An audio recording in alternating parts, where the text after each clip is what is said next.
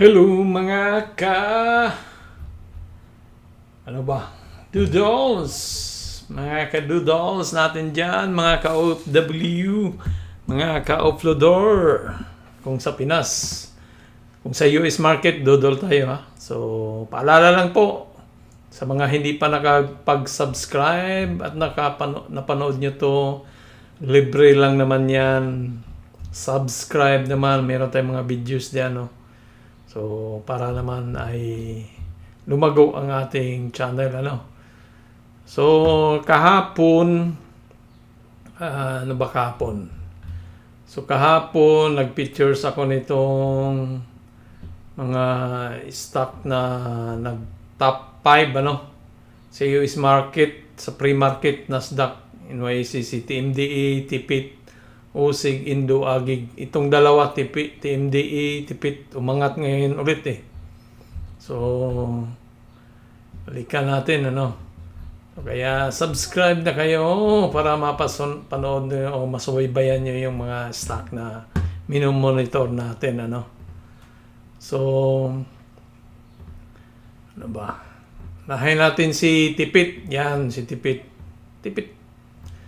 Tayo Petroleum. Basta related sa mga ano ngayon. Related sa langis. May related sa langis. Ano, umangat. Alam nyo na kung bakit. So, kahapon nagsara siya. So, umangat ngayon ng 47%. Pero yung top yata niya, up siya dito. 2.13 pa eh. Parang gumawa lang to siya ng cap siguro to. Tapos handle tong ginawa niya dito sa pre-market eh. So malamang baka pag na-break ulit niya to dito 2.16 aangat pa yan, ano. So check natin sa chart. So dahil nga may sell order block, so 2.13 ang pinakamataas niya. So tumaas siya dito sa pre-market diyan. So, tumaas yan siya from here, na ganun siya, no? Tapos ngayon, nag-down. Sana ay babalik ulit yan, mga ganun, ano? So, minsan, daming nagbintahan na dito kasi makapal, no? Yung pula. So, yung pula na yan, mga sell order block yan, di ba? So, tingnan nga natin sa technical analysis. Ang sell is 1.14. After niyan, total sa 1 week, 1.35, 2.34 na hit na to niya kanina eh. So may kasunod na 3.83. Baka maabot niya, masungkit niya to ngayon na araw na to, ano. Kung ano lang yan, tingnan natin sa 5 days. So kung gumawa siya ng ganun, yan, gumawa siya ng cup, ano. Gumawa siya ng cup, tapos nag-chapi-chapi dito, tapos angat, ano. So, yan si TIPIT, Tayo Petroleum. So, sabayan natin to. Baka pag-open ng market to, angat to balik eh. So, nakapasok tayo dito kahapon eh, sa 1.2 eh. So, hindi natin bininta, hinintay natin. So, umangat siya ngayon sa pre-market. Sana tutuloy na yan sa taas para mahito niyang 3.2 dito. Yan. May 3 dito. 3.2 yung technical na sa 1 week. Diba? 3.83. Oh. Pag maputol na yung pula na yan, maging green na tulad nito, kukunti, lumiliit na yung mga seller diyan, ano. So, baka pag open market, pasukin ng mga maraming buyers to. May option ba kaya to? Diyan pag may option, walang option.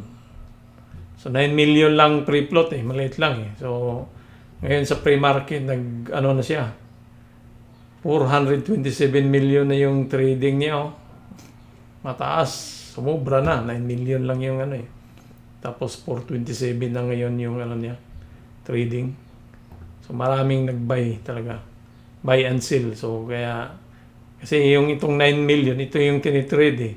So, buy and sell yan eh. Buy, sell. So, pinapaikot-ikot lang yung 9 million. So, active siya, no? Active. That's tipid.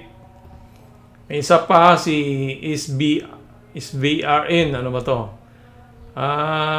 Barko is holding which engage in transportation sa Greece. So maraming mga barko na ano ngayon, o shipping companies na nag-transport ng mga related sa oil. Di ba? So ito, umangat siya ng 1.69%, 70%, ano? From 43 to 76. So, kailangang i-break to niya dito. Itong 1.4 na yan. Kailangan ma-break niya yan. So, baka ganun yan siya.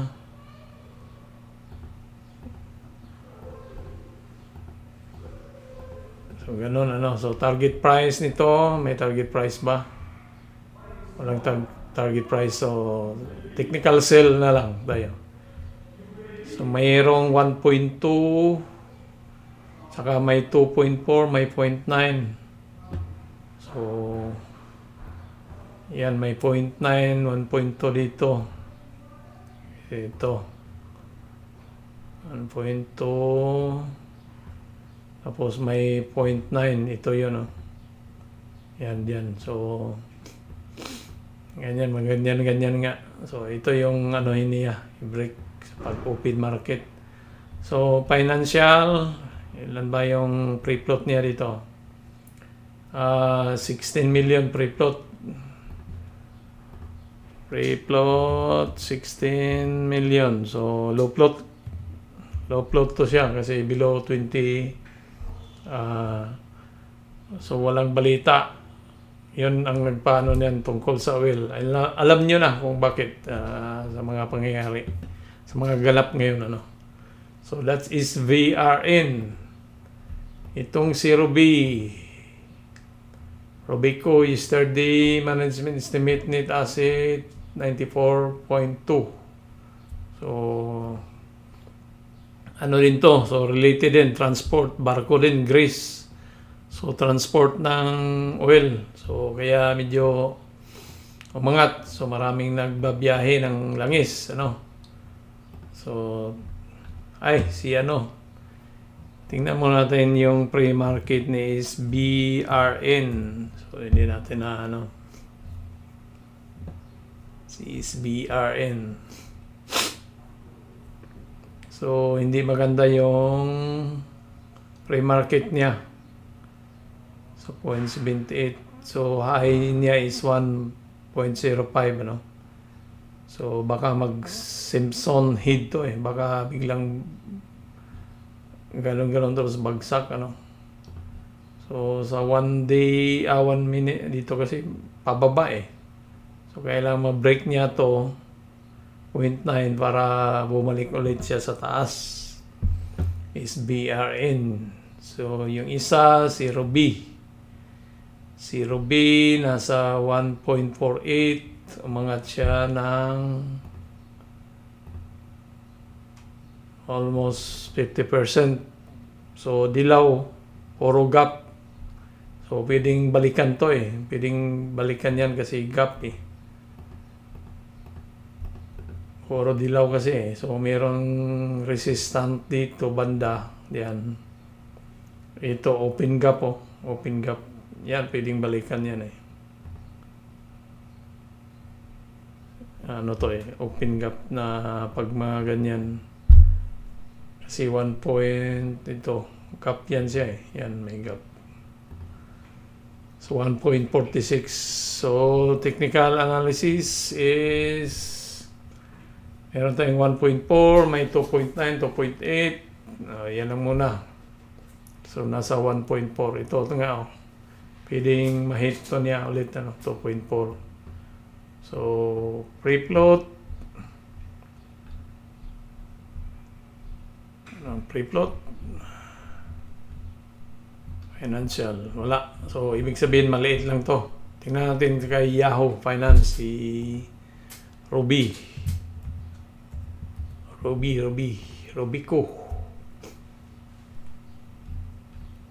Si Robico maliit lang. Average volume is 1.9. So, pero nag-trade na siya ngayon ng 13 million. So, hindi rin maganda yung forma niya. No? Pababa siya. Hindi rin maganda. So far, si Tipit pa yung medyo okay yung ano. So, ito naman, si Eon Resource. So, umangat siya ng 30%. Si Eon is, ano ba siya? Shipping or acquisition, developing oil and gas din. Production of oil and gas. So, related sa oil and gas. Free float is 40 million. Medyo marami-rami. So, hindi ganong, 40 million. So, meron ditong may mga sale order block dito sa 0.8. Meron dito sa 1%. So, mangyari niyan, ito magkailangan gumanon yan, tapos babalik mo na dito, tapos ganyan, ganyan. So, ganyan yan siya, no? Mahit pa niya tong 1.3. So, ano bang target price? Walang target price. Tingnan natin yung technical sell order block. 1 day is 0.5. Naabot na yung 0.5 sa 1 week. So, may 1.7 after is 4.8. So, dito siya 0.6. Ito nga, ito. So, yan lang muna. Kailangan ma-break niya to dito. So, makapal. Makapal siya dito eh. Dati pre-float niya 4 million, 6 million lang. Ngayon, naging 20 million. So, tumaas yung pre-float. Siguro, nagbinta yung may bininta siguro. Inside na, share kasi tumaas na. So yan yung pag dinalaw tong ma-liquidate niya yung 1.8 lahat ay umangat ng 200%. Paalala lang po mga ka-doodles, mga ka-uploader, mga ka-OFW. Ito ay isang educational purposes lamang, hindi financial advice. So kanya-kanyang bili, kanya-kanyang binta tayo, ija-ija, tajo, So, yan si INR. Tingnan natin yung pre-market ni INR.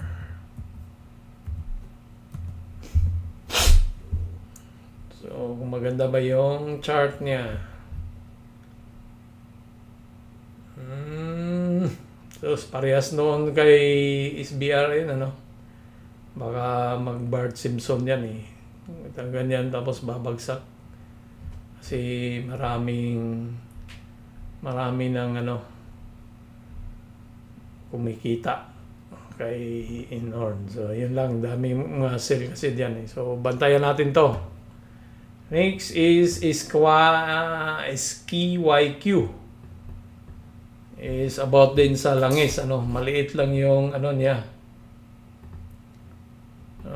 Lipad. So, lang. Pero minsan kasi 2% lang. So, malaki yung pre-float nito. Malaki siguro. Mga 300, 200. Hindi, 19 million lang. Low float din eh. Pre-float. Pero minsan kasi yung ibang stock na hindi nagalaw sa pre-market. Pag open market doon yan hahataw eh. So mayroon siyang i-break dito. Yan. Saka ito. Saka ito. Yun yung mga i-break niya, Tingnan natin technical analysis. Sell order block 0.5. Nasa 0.5 na siya eh. So dito tayo sa 1 week. Isang araw, isang linggo, 0.6. So, walang ganong so parang malamang na dito lang to maglaro. Mag-konso-konso lang to, Wala siyang i-liquidate na, Pero malay mo, baka hataw din, Kasi hindi natin alam yung Kasi nga nga, walang sell order block dito, walang ganong harang magbibinta. So, open siya. So, bullish na bullish, talagang tatagusin niya to kahit na 1.2 pa. Wala namang balita lang. Yun lang, walang balita siya eh. So, ano din to eh. So, related din sa oil. Separation of oil from oily sands and oil-bearing solids. So, related sa oil, pero hindi siya ganong umataw sa pre-market, ano. Next is TMDA. Yan, si TMDA kahapon. Dito siya nag-top 1 siya kahapon, no? 200. From here to here kahapon, 231% yung angat niya. Sa pre-market, hindi siya ganong humataw, ano. Siguro, naubusan na. Maliit lang, 9% lang yung angat niya sa pre-market. Kasi bakit kamo? Financial, mababa tong ano nito eh. Financial nito eh. Saan ba yung walang finance? Maliit lang to eh. So ito yung 6.2, babantayan to. Baka pag open market is ihataw niya yan eh. I-break to niya yung all-time high. Itong 6.2 ano. Strong buy kasi siya. Technical. So, walang sale. Sa one day, isang araw, wala. Sa 1 week. So, walang sale, ano? Walang sale. Bakit walang sale? So, bullish yung ano niya. So, dito kasi open na open kasi yan o, puro galing dito, bumagsak lang siya. Bumuhos eh. So, wala to eh. Walang resistant gaano diyan. So, ito yung babantayan din natin. Baka uulitin to niya. Kasi yung sa one day nga, bullish yung ano, kadila. Hammer. Tingnan natin sa... Yun. Galing siya diyan, humataw siya dito. May volume naman. Oh. Dito, may volume yung closing time. So, check kung aangat siya ng 6. May not bad, may 90% na ano. Kitain sa pera mo, ano. So, tignan natin sa pre-market si TMDA.